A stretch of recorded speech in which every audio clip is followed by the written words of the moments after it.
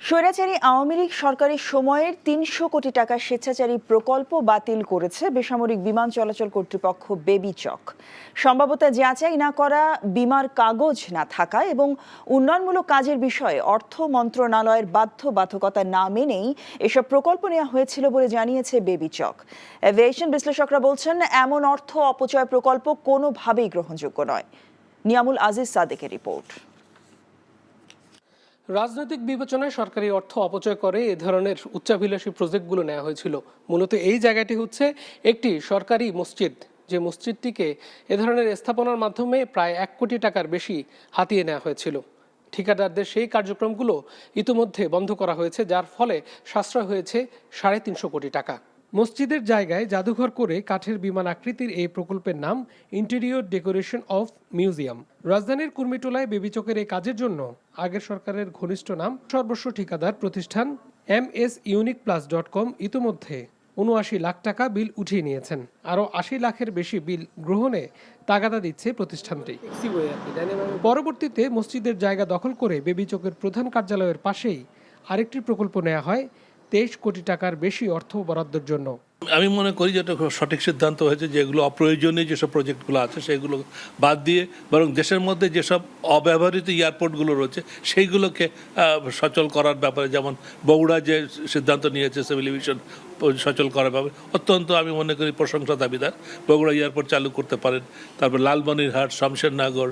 শুধু এমন প্রকল্পই নয়, কাওয়ালায় 14 তলায় আবাসিক ভবন, বেবিচকের প্রশাসনিক এলাকায় নির্মাতার প্রতিষ্ঠান সেমসুর অফিস কমপ্লেক্স, চট্টগ্রামে 6 তলা ভবন নির্মাণ সহ 300 কোটি টাকার কাজ বাতিল করা হয়েছে। যথাযথ প্রক্রিয়া অনুসরণ না করা, মন্ত্রণালয়ের নির্দেশনা না মানা ও কোনো ধরনের সম্ভাব্যতা যাচাই না করায় এসব প্রকল্পের অর্থ বরাদ্দ বাতিল করা হয় বলে জানায় বেসামরিক বিমান চলাচল কর্তৃপক্ষ। দুর্নীতির ব্যাপারটা আপনি জানেন, দুর্নীতি দমন কমিশন তাদের এখতিয়ারে করে। আমাদের যদি কোনো কিছু হয় ছোটোখাটো আমরা ইনভেস্টিগেশন বা মুখ করে আমরা আমাদের ব্যবস্থা নিচ্ছি, বাট বড় লেভেলে দুর্নীতির ব্যাপারটা দুর্নীতি দমন কমিশন দেখছি যদি কোনো কিছু হয়ে থাকে, কারণ আমি রাইট ওয়ে কমেন্ট করানো ঠিক হবে না। দেশের অর্থনৈতিক দুর্দশার মধ্যেই বিলাসী এমন প্রকল্প নেয়া দেশের সম্পদের অপচয় বলে মনে করছেন এভিয়েশন সংশ্লিষ্টরা। Niamul Aziz Sadek, NTV news, Dhaka. ঢাকার গুলশানের একটি 10 তলা ভবনের স্থায়ী বাসিন্দা হিসেবে যুক্তরাজ্যের লেবার পার্টির সাবেক মন্ত্রী টিউলিপ সিদ্দিকীর নাম তালিকাভুক্ত ছিল। এক প্রতিবেদনে এ তথ্য জানিয়েছে ব্রিটিশ গণমাধ্যম দ্য টেলিগ্রাফ।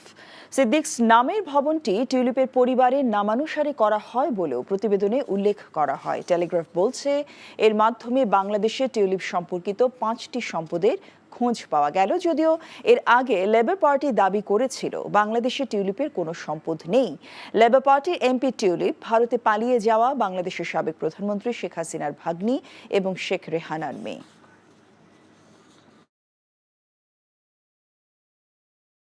যৌথ বাহিনী বিশেষ অভিযান অপারেশন ডেভিল হান্টে এ পর্যন্ত 178 জনকে গ্রেফতার করা হয়েছে। এর মধ্যে গাজীপুর মহিলা যুবলীগের সভাপতি আনোয়ারা সরকার আনুকে রাজধানী উত্তরার একটি বাসা থেকে গ্রেফতার করেছে Gazipur metropolitan police. Gazipur metropolitan গোয়েন্দা পুলিশের উপকমিশনার আলমগীর হোসেন জানান, মেট্রোপলিটন এলাকা থেকে গত 2 দিনে যুব মহিলা লীগের সভাপতি আনোয়ারা সরকার আনু সহ 117 জনকে আটক করা হয়েছে। আনোয়ারা সরকার আনুর বিরুদ্ধে 5 অগস্টে মামলা এবং সাবেক মন্ত্রী আ.ক.ম মোজাম্মেল হকের বাড়িতে বৈষম্য বিরোধী ছাত্রদের উপর হামলার ঘটনায় মামলা রয়েছে। অপরদিকে গাজীপুর জেলার পুলিশ সুপার চৌধুরী জাবের সাদেক জানান, কালিয়াকৈর, কাপাসিয়া, শ্রীপুর, কালীগঞ্জ ও জয়দেবপুর থানা এলাকা থেকে গত 2 দিনে 61 জনকে আটক করা হয়েছে। অপারেশন ডেভিল হান্টের অভিযান অব্যাহত রয়েছে। এছাড়া গত রাতে শ্রীপুরে সাবেক এক যুবলীগ নেতার বাড়ি থেকে সিরাজগঞ্জ 6 আসনের আওয়ামী লীগ দলীয় সাবেক এমপি চয়ন ইসলামকে গ্রেফতার করা হয়েছে। সারা দেশে চলছে অপারেশন ডেভিল হান্ট। গাজীপুর থেকে এ পর্যন্ত 178 জনকে গ্রেফতার করা হয়েছে। এর মধ্যে গাজীপুর মহিলা যুবলীগের সভাপতি আনোয়ারা সরকার আনুকে রাজধানীর উত্তরার একটি বাসা থেকে এবং সিরাজগঞ্জ 6 আসনের আওয়ামী লীগ দলীয় সাবেক এমপি চয়ন ইসলামকে শ্রীপুরের সাবেক এক যুবলীগ নেতার বাড়ি থেকে গ্রেফতার করা হয়েছে। এছাড়া দেশের অন্য সব এলাকা থেকেও আটক করা হয়েছে আরও কয়েকজনকে। প্রতিনিধিদের পাঠানো তথ্য ও ছবিতে আহমেদ শরীফের ডেস্ক রিপোর্ট। গাজীপুর মেট্রোপলিটন গোয়েন্দা পুলিশের উপকমিশনার আলমগীর হোসেন জানান, মেট্রোপলিটন এলাকা থেকে গত 2 দিনে যুব মহিলা লীগের সভাপতি আনোয়ারা সরকার আনুসহ 117 জনকে আটক করা হয়েছে। আনুর বিরুদ্ধে 5 আগস্টের মামলা এবং সাবেক মন্ত্রী আকম মোজাম্মেল হকের বাড়িতে বৈষম্য বিরোধী ছাত্রদের উপর হামলার ঘটনায় মামলা রয়েছে। অপরদিকে গাজীপুর জেলার পুলিশ সুপার চৌধুরী জাবের সাদেক জানান, কালিয়াকৈর কাপাসিয়া, শ্রীপুর, কালীগঞ্জ ও জয়দেবপুর থানা এলাকা থেকে এখন পর্যন্ত 61 জনকে আটক করা হয়েছে।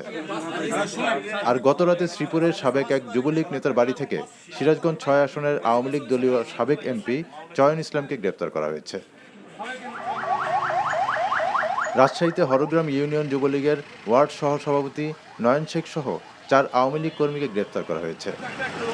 অপারেশন ডেভিল হান্টে কোস্টগার্ড, নৌবাহিনী ও পুলিশের যৌথ অভিযানে সাতক্ষীরার শ্যামনগরের চকবাড়া বাজার এলাকা থেকে ধারালো অস্ত্রসহ ডাকাতের সহযোগী 2 ব্যক্তিকে আটক করা হয়েছে। এছাড়া চাঁদপাই এলাকা থেকে আওয়ামী লীগের 3 নেতাকে আটক করে পুলিশ। আহমেদ শরীফ, এনটিভি নিউজ ডেস্ক। একে অপরের সাথে মারামারি করে নতুন বাংলাদেশ গড়া যাবে না উল্লেখ করে অন্তর্বর্তীকালীন সরকারের প্রধান উপদেষ্টা অধ্যাপক মোহাম্মদ ইউনূস বলেছেন, স্বৈরাচার সরকারের সুবিধাভোগী যারা অপরাধ করেছে তাদেরকে আইনের আওতায় নিয়ে এসে বাকিদেরকে নিজেদের দলে নিয়ে আসতে হবে। আজ জুলাই অভ্যুত্থানে শহীদদের পরিবারের সদস্যদের সাথে মতবিনিময়কালে তিনি এসব কথা বলেন। তোমরা বলার সময় বলেছো যে আমাদের এখানে স্বৈরাচারী সরকারের লোক বসে আছে, শুধু সরকারকে দেখি আমি চলে গেলাম, ওই সরকারে আছে তারা কিছু করতে পারতেছে না। তোমার গ্রামে আছে, তুমি কিছু করতে পারতেছো? তুমি তো দুঃখ করতে এসছো আজকে। তার সমস্ত স্বভাব পরিবর্তন করে আমাদের সবার সঙ্গে মিশে যাবে, এটা হবে। কাজে তাদেরকে জয় করতে হবে। সে আমারে পিটবে, আমি পিটবো, এটা এই পিটাপিটির শেষ কোনোদিন হবে না। তাদেরকে বোঝাতে হবে তোমাদের রাস্তা ভুল, যা করেছো মাপ চাও। আমরা যাদের অপরাধী তাদেরকে পুলিশের হাতে, আইনের হাতে সোপর্দ করব, আর যারা অপরাধী নয়, যে পুলিশের হাতে দেওয়ার মতো নাই, তাদেরকে মানুষ করব। এই দেশ আমার একার না, তোমার ওই দেশ। তোমাকে আমরা দেশ থেকে বাইর করার কথা বলতেছি না। তুমি এই দেশের সন্তান, আমি এই দেশের সন্তান। তুমি আমার বহু কষ্ট দিছো, আমি তোমার কষ্ট দেবো না। এই নতুন বাংলাদেশের ভেতরে যারা গন্ডগোলের সৃষ্টি করতে পারে তাদেরও নিশ্চিহ্ন করবো আমরা। তাদেরকে দলে বেরিয়ে ফেলবো, নিজেদের মধ্যে নিয়ে আসবো, আর তা না হলে আইনের কাছে সুপর্দ করে দেবো। জাতীয় সংসদ নির্বাচনের আগে স্থানীয় সরকার নির্বাচন করার ক্ষেত্রে সরকারের নীতিগত সিদ্ধান্ত রয়েছে, তবে নির্বাচন কমিশন ও রাজনৈতিক দলসহ সকল অংশীজনদের সঙ্গে আলোচনা করে চূড়ান্ত সিদ্ধান্ত নেওয়া হবে বলে জানিয়েছেন অন্তর্বর্তী সরকারের উপদেষ্টা আসিফ মাহমুদ। সকালে নগর ভবনে এক সংবাদ সম্মেলনে কথা বলেন তিনি। আসিফ মাহমুদ বলেন, স্থানীয় জনপ্রতিনিধি না থাকায় বিভিন্ন সেবা থেকে বঞ্চিত হচ্ছে সাধারণ মানুষ, তাই এ বিষয়ে অন্তর্বর্তীকালীন সরকার ইতিবাচক অবস্থানে রয়েছে। এদিকে পিরোজপুরে স্থানীয় সরকার প্রকৌশল অধিদপ্তরের বিভিন্ন প্রকল্পে অনিয়মের মাধ্যমে ১৬৪৮ কোটি টাকা আত্মসাৎ করা হয়েছে বলে জানান স্থানীয় সরকার উপদেষ্টা আসিফ মাহমুদ। এছাড়াও সম্প্রতি ঢাকা উত্তর সিটি কর্পোরেশনে প্রশাসনিক নিয়োগের ক্ষেত্রে একটি চিঠি সামাজিক যোগাযোগ মাধ্যমে ছড়িয়ে পড়ে, সেটি মন্ত্রণালয় থেকে দেওয়া হয়েছে বলেও নিশ্চিত করেছেন আসিফ মাহমুদ। সরকারি প্রতিষ্ঠানের দুর্নীতি ৭০ থেকে ৮০% ক্রয় নীতির সাথে সম্পর্কিত বলে মন্তব্য করেছেন দুর্নীতি দমন কমিশনের চেয়ারম্যান ডক্টর মোহাম্মদ আব্দুল মোমেন। সকালে মুন্সিগঞ্জের গজারিয়ায় ইঞ্জিনিয়ারিং স্টাফ কলেজে দুদক কর্মকর্তাদের সরকারি ক্রয় নীতির উপর ১৫ দিনব্যাপী প্রশিক্ষণ কর্মসূচির উদ্বোধন শেষে এসব কথা বলেন তিনি। এ সময় তিনি বলেন, সরকারি প্রতিষ্ঠানের ক্রয় নীতির দিকে নজর দিলে দুর্নীতি অনেকাংশে কমিয়ে ফেলা সম্ভব। তিনি আরও বলেন, দুর্নীতি করে বিদেশে পালিয়ে যাওয়া ব্যক্তিদের দেশে ফিরিয়ে এনে বিচারের মুখোমুখি করা হবে।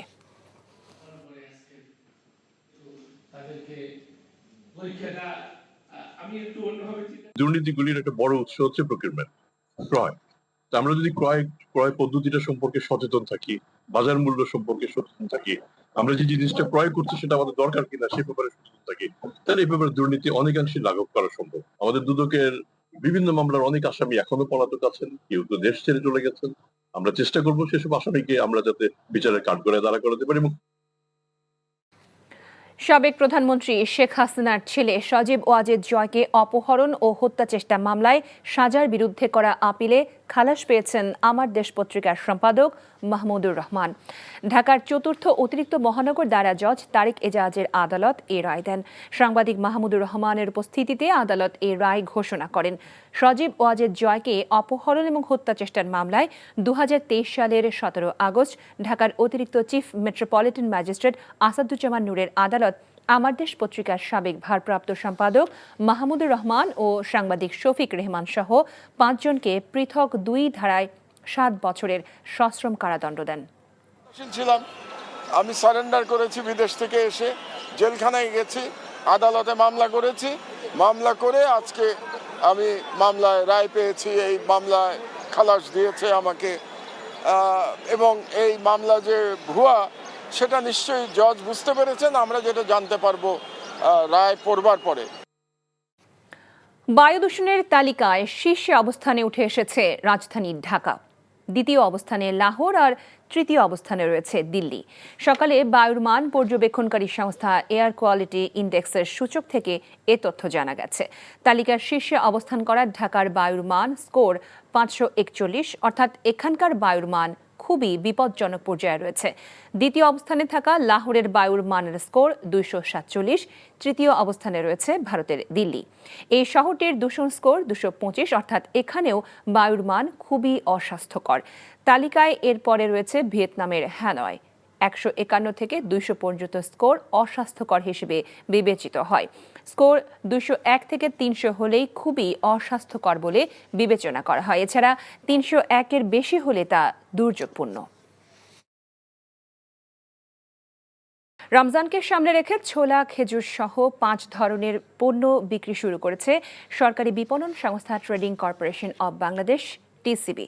সোমবার ঢাকায় 50টি এবং চট্টগ্রামে 20টি স্থানে এ কার্যক্রম শুরু হয়েছে, যা পুরো রমজান মাস জুড়ে চলমান থাকবে বলে জানিয়েছে সংশ্লিষ্ট কর্তৃপক্ষ। আরাফাত ইসলামের রিপোর্ট। 1 মাসেরও বেশি সময় বন্ধ থাকার পর রমজান উপলক্ষে সোমবার থেকে শুরু হয়েছে টিসিবির ট্রাক সেল কার্যক্রম। নিম্ন আয়ের স্মার্ট ফ্যামিলি কার্ডধারীর বাইরে ভর্তুকি মূল্যে 5 ধরনের পণ্য কিনতে পারবেন সাধারণ ভোক্তারা। একজন ভোক্তা সর্বোচ্চ 2 লিটার ভোজ্য তেল, 2 কেজি মসুর ডাল, 1 কেজি চিনি, 2 কেজি ছোলা ও 500 গ্রাম খেজুর কিনতে পারবেন। এর মধ্যে প্রতি লিটার ভোজ্য তেলের দাম 100 টাকা, প্রতি কেজি মসুর ডাল 60 টাকা, চিনি 70 টাকা, ছোলা 60 টাকা এবং আধা কেজি খেজুর 155 টাকায় বিক্রি করছে টিসিবি। প্রচুর পরিমাণ চাপ আছে, জনগণের অনেক চাপ। আমাদের পণ্যটা কম, এটা যদি বাড়িয়ে বেশি দেওয়া হয় তাহলে জনগণ একটু সুবিধা পাবে। আমরা গরিব মানুষের উপকার হইতেছে। আমরা সিরিয়াল দিরা যদি কষ্ট করে নেইও তাও আমাদের উপকার। 1 মাস দেয়নি, তাতে মানুষের খুব কষ্ট হয়েছে। হ্যাঁ, বাজারে তো কিনতে পারতেছি না। মাসে অন্তত মিনিমাম 4 লিটার তেল লাগে, সে জায়গায় 2 লিটার। 2 লিটারে কি মাস যায়? তার রোজার মাস তার বেশি লাগে। সব জিনিসের দাম, আমরা তো বাবা পারি না, গরিব মানুষ কি করবো? গাড়িতে মালটা দিলাম না তো খায়া বাস। ঢাকায় 50টি ও চট্টগ্রামে 20টি স্থানে এই ট্রাক সেল শুরু হলেও পর্যায়ক্রমে দেশের অন্যান্য স্থানেও এই কার্যক্রম চালুর কথা বলেন এই কর্মকর্তা। কার্ডধারী ভোক্তার বাইরে কিন্তু আমরা যেটা দিচ্ছি এটা অতিরিক্ত সেবা। আপনাকে আগেও বলেছি যে টিসিবি কিন্তু ট্রাক সেলটা নিয়মিত করে না, এটা সময়ে সময়ে বাড়তি সুবিধার কথা বলছে। এই যে বাড়তি যেটা দেওয়া হচ্ছে এটাই ট্রাক সেলটা। আমাদের চেষ্টা রয়েছে আরও অন্যান্য বিভাগীয় সদর এবং আরও কিছু নিম্ন আয়ের ডিস্ট্রিক্ট এর আওতায় আনা। এছাড়া সারা দেশের সুবিধাভোগী 1 কোটি পরিবারের মাঝে স্মার্ট ফ্যামিলি কার্ড বিতরণ কার্যক্রম শুরু হয়েছে বলেও জানান তিনি। আরাফাত ইসলাম, এনটিভি নিউজ, ঢাকা। স্বরাষ্ট্র উপদেষ্টা অবসরপ্রাপ্ত লেফটেন্যান্ট জেনারেল জাহাঙ্গীর আলম চৌধুরী বলেছেন, যতদিন দেশ ডেভিল মুক্ত না হয় ততদিন অপারেশন ডেভিল হান্ট চলবে। সরকারের এই নীতিতে আইনশৃঙ্খলা বাহিনীর কর্মকর্তারাও ছাড় পায়নি বলে জানান তিনি। দুপুরে রাজশাহী জেলা প্রশাসক সম্মেলন কক্ষে আইনশৃঙ্খলা বাহিনী এবং সরকারের বিভিন্ন দফতরের কর্মকর্তাদের সঙ্গে মত বিনিময় সভা শেষে তিনি এসব কথা বলেন। সীমান্তে ভারতীয় আগ্রাসন রুখে দেওয়া হবে জানিয়ে সাধারণ মানুষকে আইন নিজের হাতে তুলে না নেওয়ার আহ্বান জানান স্বরাষ্ট্র উপদেষ্টা। এই অপারেশনটা চলবে অতদিন পর্যন্ত যতদিন পর্যন্ত ডেভিল এখান থেকে মুক্ত না হবে। এখন যারা শয়তান তারাই ধরা পড়বে। এখন ছোটো শয়তান কি বড় শয়তান এখানের ভিতরে নাই, শয়তান ধরা পড়বে। ডেভিল হান্টে যে বড় শয়তান যে ইভেন এখানে দেখবেন ডেভিল হান্ট ডিক্লেয়ার করার পর ইভেন আমাদের আইন শৃঙ্খলা বাহিনীর কর্মকর্তাদেরও কিন্তু আমরা ছাড় দেই নেই। সৌদি সরকারের পক্ষ থেকে হজ সেবাদানকারী প্রতিষ্ঠানের সঙ্গে দেশের এজেন্সিগুলোকে 14 ফেব্রুয়ারির মধ্যে চুক্তি সম্পাদনে করার নির্দেশনা দেওয়া হয়েছে এবং সময় আর বাড়বে না বলে জানিয়েছেন ধর্ম উপদেষ্টা ডক্টর আফম খালিদ হোসেন। দুপুরে সচিবালয়ে আয়োজিত সংবাদ সম্মেলনে তিনি এসব কথা বলেন। এজেন্সির অবহেলার কারণে কেউ হজ করতে না পারলে সে দায় এজেন্সিকেই নিতে হবে বলে হুঁশিয়ারি দেন তিনি। বলেন, ওমরাহ টিকিট সিন্ডিকেটে জড়িতদের খুঁজে বের করতে গঠিত টাস্ক ফোর্স 15 দিনের মধ্যে প্রতিবেদন দেবে। রিপোর্ট করছেন রকুন উদ্দিন। চাঁদ দেখা সাপেক্ষে এবছরের 5 জুন পবিত্র হজ অনুষ্ঠিত হবে। এবছর হজে যেতে বাংলাদেশের জন্য 1,27,198 জনের কোটা থাকলেও নিবন্ধন করেছেন 87,100 জন, যার মধ্যে সরকারিভাবে যাবেন 5,200 জন। 12 জানুয়ারি এবছরের জন্য সৌদি আরবের সাথে হজ চুক্তিও সম্পন্ন হয়েছে। সোমবার সচিবালয়ে আয়োজিত সংবাদ সম্মেলনে ধর্ম উপদেষ্টা জানান, হজের সময় থাকা, খাওয়া ও পরিবহনের জন্য দেশটির সেবাদানকারী প্রতিষ্ঠানগুলোর সাথে 14 ফেব্রুয়ারির মধ্যে চুক্তি সম্পাদনে কড়া নির্দেশনা দিয়েছে সৌদি আরব।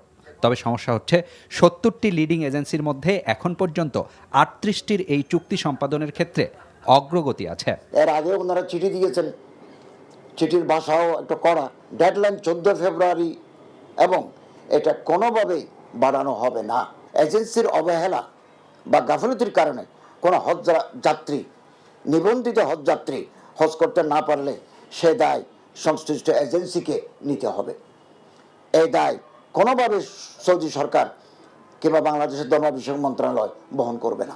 আর সিন্ডিকেটের মাধ্যমে ওমরাহ টিকেটের দাম বাড়ানো হচ্ছে স্বীকার করে এখন থেকে নাম, পাসপোর্ট নাম্বার ছাড়া গ্রুপ হিসেবে টিকিট বুক করা যাবে না বলেও জানান ধর্ম উপদেষ্টা। এই যে অস্বাভাবিক মূল্য বৃদ্ধি করলো, দ্বিগুণ, ত্রিগুণ, চতুর্গুণ, এর সাথে কারা জড়িত? স্বরাষ্ট্র মন্ত্রণালয়ের সিনিয়র সচিবকে সভাপতি করে 7 সদস্য বিশিষ্ট তদন্ত কমিটি গঠন করা হয়েছে। 15 কার্য দিবসের মধ্যে কমিটি প্রতিবেদন দেবে। এবছর হজে শিশুদের নেওয়া যাবে না বলে জানিয়েছে সৌদি সরকার। আর হজের সময় ভাড়া কমাতে সৌদি সরকারের অনুমোদন পেলে আগামী বছর বাংলাদেশ ও সৌদি আরবের বাইরে টেন্ডারের মাধ্যমে নতুন ক্যারিয়ার নেওয়া হবে বলেও জানান ধর্ম উপদেষ্টা। রকুন উদ্দিন, এনটিভি নিউজ, ঢাকা। নতুন বাংলাদেশ গড়তে একে অপরের সাথে মারামারির সুযোগ নেই জানিয়ে প্রধান উপদেষ্টা অধ্যাপক ডক্টর মোহাম্মদ ইউনূস বলেছেন, স্বৈরাচারের সুবিধাভোগী অপরাধীদের আইনের আওতায় এনে বাকিদেরকে নিজেদের দলে নিয়ে আসতে হবে। জুলাই অভ্যুত্থানে শহীদ ও আহতদের পরিবারের হাতে অনুদানের চেক হস্তান্তরকালে এসব কথা বলেন তিনি। নজরানা চৌধুরী রিপোর্ট। জুলাই গণ অভ্যুত্থানে আহত ও শহীদ পরিবারকে রাষ্ট্রীয়ভাবে স্বীকৃতি প্রদানের অংশ হিসেবে মুক্তিযুদ্ধ বিষয়ক মন্ত্রণালয়ের অধীনে একটি অধিদপ্তর করা হয়েছে, যেখান থেকে শহীদ পরিবার ও আহতরা এককালীন অনুদান ছাড়াও আজীবন ভাতা পাবেন। এরই অংশ হিসেবে সোমবার প্রধান উপদেষ্টা কার্যালয়ে 21 শহীদ পরিবার ও 7 আহতদের মধ্যে আর্থিক চেক হস্তান্তর করেন অধ্যাপক মোহাম্মদ ইউনূস। আপনার ছেলে, আপনার সন্তান, আপনার ভাই, আপনি নিজে যিনি আহত হয়েছেন, যারা এখানে আসছেন, তারা ইতিহাসের স্রষ্টা। ইতিহাসের স্রষ্টাকে সাধারণ মাপকাঠি দিয়ে, টাকা পয়সা দিয়ে হয় না। প্রতিটি শহীদ পরিবার এককালীন 30 লাখ টাকা আর্থিক সহায়তা পাবে। এর মধ্যে চলতি অর্থবছরে 10 লাখ এবং আগামী অর্থবছরে বাকি 20 লাখ টাকা দেয়া হবে। নতুন বাংলাদেশ গড়তে হলে জাতির মধ্যে কোনো ধরনের বিভাজন কাম্য নয় বলে এ সময় মন্তব্য করেন প্রধান উপদেষ্টা। তোমরা বলার সময় বলেছো যে আমাদের এখানে স্বৈরাচারী সরকারের লোক বসে আছে, তোমার গ্রামে আছে, তুমি কিছু করতে পারছো? তুমি তো দুঃখ করতে এসছো আজকে। এই নতুন বাংলাদেশের ভেতরে যারা গন্ডগোলের সৃষ্টি করতে পারে তাদেরও নিশ্চিহ্ন করবো আমরা। বিচার একটি দীর্ঘ প্রক্রিয়া উল্লেখ করে প্রধান উপদেষ্টা বলেন, সকল অপরাধের বিচার হবে। আর স্বৈরাচারের সুবিধাভোগী কিন্তু অপরাধী নয়, তাদেরকে নিজেদের ভুল বুঝতে হবে বলেও মন্তব্য করেন তিনি। সে আমারে পিটবে, আমি পিটবো, এটা এই পিটাপিটির শেষ কোনোদিন হবে না। তাদেরকে বোঝাতে হবে তোমাদের রাস্তা ভুল, যা করেছো মাপ চাও। আমরা যাদের অপরাধী তাদেরকে পুলিশের হাতে, আইনের হাতে সুপর্দ করব, আর যারা অপরাধী নয় তাদেরকে দলে বেরিয়ে ফেলবো, নিজেদের মধ্যে নিয়ে আসবো। এই দেশ আমার একার না, তোমারও এই দেশ। তোমাকে আমরা দেশ থেকে বাইর করার কথা বলতেছি না। তুমি এই দেশের সন্তান, আমি এই দেশের সন্তান। তুমি আমার বহু কষ্ট দিছো, আমি তোমার কষ্ট দেবো না। জুলাই গণঅভ্যুত্থানে এ পর্যন্ত 834 জন শহীদের তালিকা গেজেট আকারে প্রকাশিত হয়েছে। খুব শীঘ্রই আহতদের তালিকাও গেজেট আকারে প্রকাশ করা হবে বলে জানান প্রধান উপদেষ্টা। কিছু জন্ম Nazrana Chowdhury, NTV news, Dhaka. NID সেবা গ্রহণকারী 5টি প্রতিষ্ঠান তৃতীয় পক্ষের কাছে তথ্য ফাঁসের প্রাথমিক প্রমাণ পেয়েছে নির্বাচন কমিশন। প্রতিষ্ঠানগুলোতে ইতোমধ্যে কারণ দর্শানোর নোটিশ দেয়া হয়েছে। তদন্ত শেষে দোষীদের বিরুদ্ধে ব্যবস্থা নেবে কমিশন। এর আগে এনআইডি তথ্য ফাঁস ঘটনায় কাফরুল থানায় মামলা হয় শেখ হাসিনার ছেলে সজীব ওয়াজেদ জয়ের বিরুদ্ধে। নাজিবুর রহমানের রিপোর্ট। বিগত আওয়ামী লীগ সরকারের আমলে জাতীয় পরিচয়পত্রের তথ্য ফাঁসের অভিযোগ ওঠে পতিত স্বৈরাচার শেখ হাসিনার ছেলে সজীব ওয়াজেদ জয়, সাবেক তথ্য প্রযুক্তি প্রতিমন্ত্রী জুনায়েদ আহমেদ পলকসহ বেশ কয়েকজনের বিরুদ্ধে। সরকার পতনের পর এমন চাঞ্চল্যকর ঘটনায় কাফরুল থানায় মামলা হয়। আসামি করা হয় জয়সহ ১৯ জনকে। তবে পরিচয়পত্র অনুবিভাগ থেকে জানানো হয় তাদের সার্ভারে সুরক্ষিত আছে সবার ব্যক্তিগত তথ্য। প্রাথমিক তদন্তে 5 প্রতিষ্ঠানের নাম আসে এমন স্পর্শকাতর বিষয়ে। ইসি জানিয়েছে স্বাস্থ্য অধিদপ্তর, ইউসিবি ব্যাংকের উপায়, চট্টগ্রাম পোর্ট অথরিটি, মহিলা বিষয়ক অধিদপ্তর, অর্থ মন্ত্রণালয়, আইবাসের সহযোগিতায় তথ্য ফাঁসের ঘটনা ঘটেছে। আমাদের জানা মতে এই মুহূর্তে 5টা। কি ব্যবস্থা নিচ্ছেন? আমরা তাদের কাছে আমরা জানতে চেয়েছি যে কেন হয়েছে, কিভাবে হয়েছে, ইত্যাদি ইত্যাদি। এই জিনিসটা এখন অডিটিং এর পর্যায়ে। কেউ যদি কমিট করে থাকেন তথ্য পাচারের ক্ষেত্রে, তাহলে দ্যাট ইজ আ ক্রাইম। আর আমার মানে অসাবধানতার কারণে যদি নিয়ে থাকে তাহলে আমাকে আর সাবধান হতে হবে। কোন প্রতিষ্ঠানকে কতটুকু তথ্য সরবরাহ করলে সবার জাতীয় পরিচয়পত্রের তথ্য সুরক্ষিত থাকবে তা নতুন করে ভাবার তাগিদ দেন নির্বাচন কমিশন সচিব। এখন আমরা নতুন করে আবার অন্যান্য সেবা গ্রাহকদের সাথে একটা চুক্তির ব্যবস্থাটা করতে হবে। এখন এক একজনের চাহিদা, তথ্য চাহিদা এক এক রকম। যার যতটুকু তথ্য, যে তথ্য যার জন্য যতটুকু প্রযোজ্য, তিনি ততটুকু তথ্য নেবেন এবং তিনি তার ক্লায়েন্টেল গ্রুপকে স্যাটিসফাই করবেন। জাতীয় পরিচয়পত্রের তথ্য ফাঁসে জড়িতদের শাস্তির আওতায় নিয়ে আসা হবে বলে ব্রিফিংয়ে জানানো হয়। Najibur Rahman, NTV news, Dhaka.